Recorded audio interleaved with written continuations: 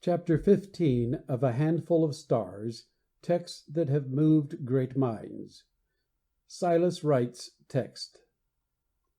Silas Wright was deprived by sheer modesty of the honor of being President of the United States. He is one of the truly Homeric figures in American history.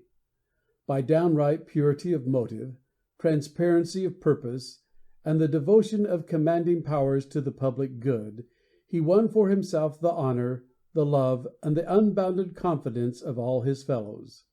It was used to be said of him that he was as honest as any man under heaven or in it.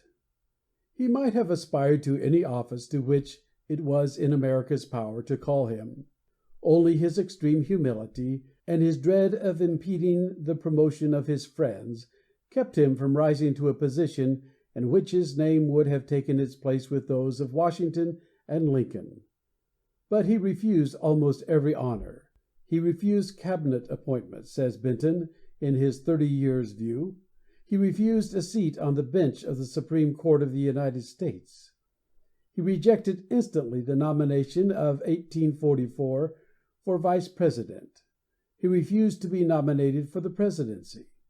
He spent as much time in declining office as others did in winning it.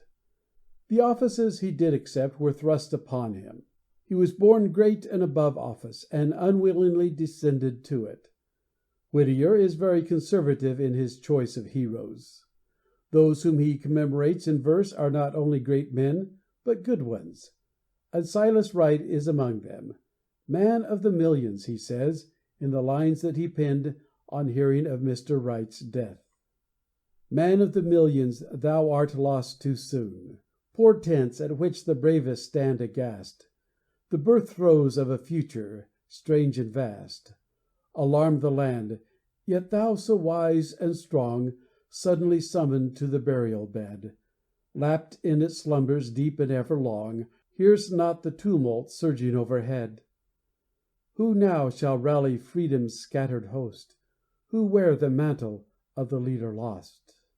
The splendid personality of Silas Wright has been best revealed to us in Irving Bacheller's The Light in the Clearing. The book is partly history, and partly commentary, and partly fiction. Silas Wright, says Irving Bachelor, carried the candle of the Lord, and all the world rejoiced in its radiance. Barton Baynes, the hero of the book, for whose actuality and historicity the author vouches, is an orphan brought up on a farm by his Uncle Peabody and Aunt Deal. Getting into all sorts of scrapes, he makes up his mind that he is too heavy a burden on the affectionate and good-natured couple. And one night he runs away. Out in the darkness, however, he meets with strange adventures, loses his way, and at length finds himself in the hands of Silas Wright, the comptroller. The senator first falls in love with the bright-faced, open-hearted, intelligent boy, and then takes him back to his uncle's farm. From that moment the friendship between the two, the great man and the obscure country boy, grows apace. After a while the senator visits the district to deliver an address, and he spends the night at the farmhouse. It is a great occasion for Bart, and after supper an incident occurs that colors all his life and strikes the keynote of the book. As Barton approaches Mr. Wright to say good night, the senator says, "I shall be gone when you are up in the morning. It may be a long time before I see you. I shall leave something for you in a sealed envelope with your name on it. You are not to open the envelope until you go away to school. I know how you will feel that first day. When night falls you will think of your aunt and uncle, and be very lonely. When you go to your room for the night, I want you to sit down all by yourself and read what I shall write. They will be, I think, the most impressive words ever written. You will think them over, but you will not understand them for a long time. Ask every wise man you meet to explain them to you, for all your happiness will depend upon your understanding of those few words in the envelope." The words in the sealed envelope! What are the mysterious words in the envelope? And what if the sealed envelope contains a text? In the morning, when Barton rose, the senator was gone, and Aunt Deel handed the boy the sealed envelope. It was addressed, Master Barton Baynes, to be opened when he leaves home to go to school. That day soon came. At the Canton Academy, under the care of the excellent Michael Hackett, Bart felt terribly lonely, and, in accordance with the senator's instructions, he opened the note, and this is what he read. Dear Bart, I want you to ask the wisest man you know to explain these words to you. I suggest that you commit them to memory, and think often of their meaning. They are from Job. His bones are full of the sin of his youth, which shall lie down with him in the dust. I believe that they are the most impressive in all the literature I have read. Silas Wright. Bart soon learned to love and admire the schoolmaster. He was the wisest man he knew. To him, therefore, he went for an explanation of the words. All true, exclaimed Mr. Hackett, after reading the note. I have seen it sinking into the bones of the young, and I have seen it lying down with the aged in the dust of their graves. Your body is like a sponge. It takes things in and holds them and feeds upon them. A part of every apple that you eat sinks down into your blood and bones. You can't get it out. It's the same with the books that you read and the thoughts that you enjoy.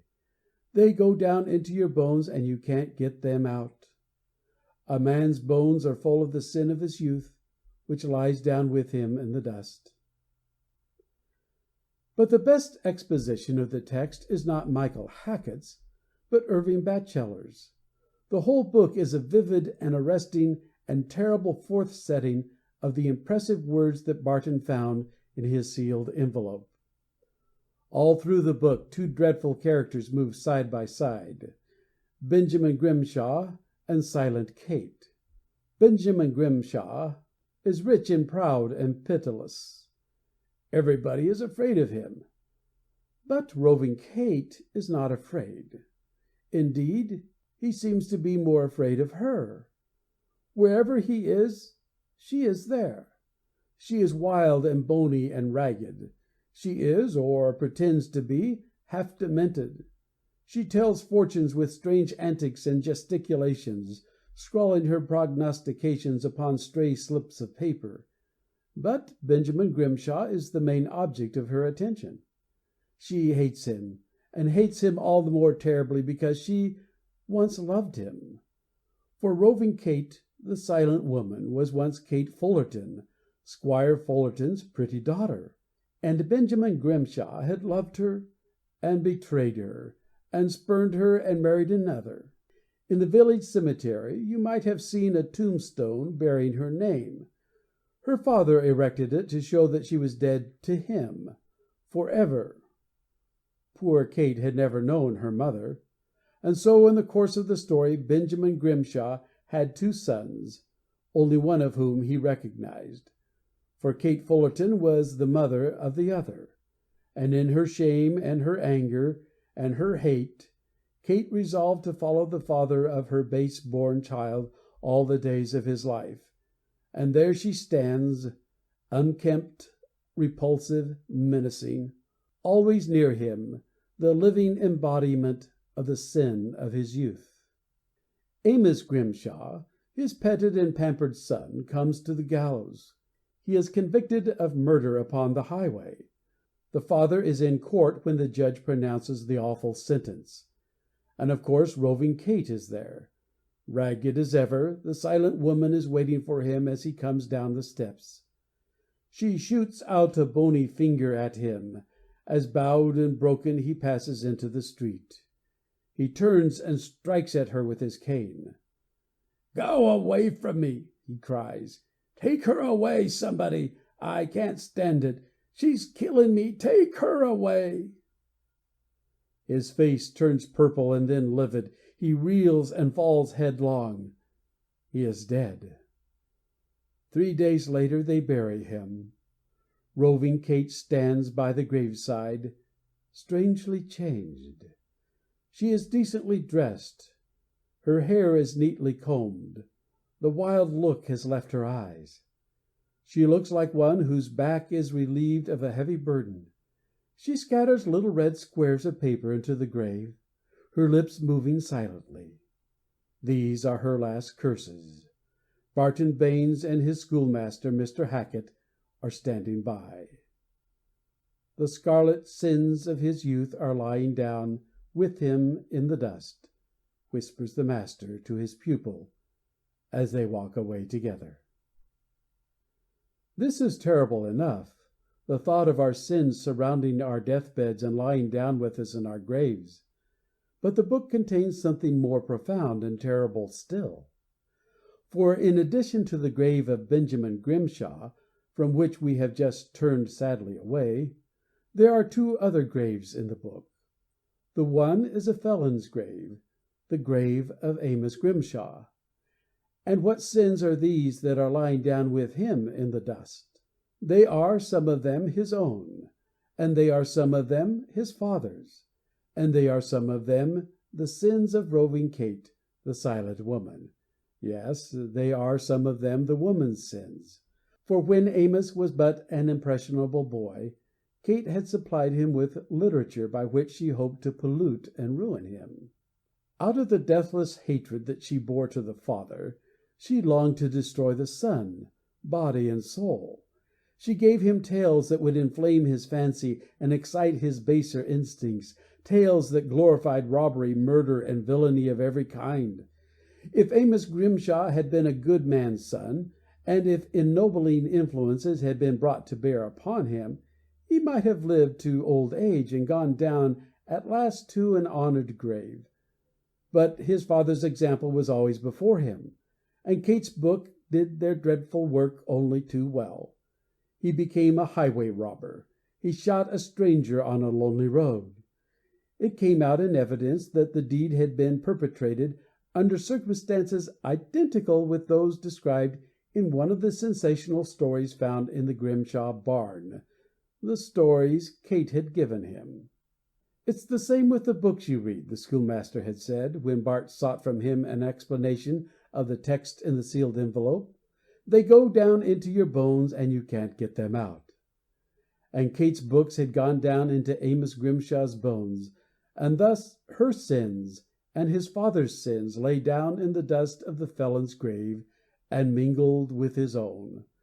No exposition of Silas Wright's text could be more arresting or alarming than that. My sins may overflow from my grave, and lie down in the dust with my children. And on the very last page of The Light in the Clearing, we have an even more striking presentment of the same profound truth. For I said that in the book there is yet one other grave. It is a lonely grave up among the hills. The grave of the stranger who was shot by Amos Grimshaw that dark night. And this time it is old Kate who sits weeping beside it. For who was the stranger murdered upon the highway? It turns out to have been Kate's own son.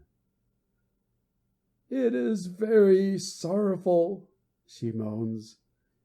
"He was trying to find me when he died." And so the murderer and the murdered were step-brothers. They were both the sons of Benjamin Grimshaw. And in this grave up among the hills there lie down with poor murdered Enoch his own sins, whatever they may have been, and his father's sins, the sins that made him an outcast and a fugitive, and his mother's sins, the sins of the only being who loved him. Yes, his mother's sins, for his mother's sins had slain him. In her hatred of Benjamin Grimshaw, she had moved Amos Grimshaw to become a murderer, and he had murdered her own son. It is very sorrowful," she moans. It is indeed. Sin is always sorrowful. "Wherefore come now, and let us reason together, saith the Lord. Though your sins be as scarlet, they shall be as white as snow. Though they be red like crimson, they shall be as wool. It is best to make an end of them, and to turn from them once and for all, that they lie down at last neither with us nor with our children. End of chapter 15.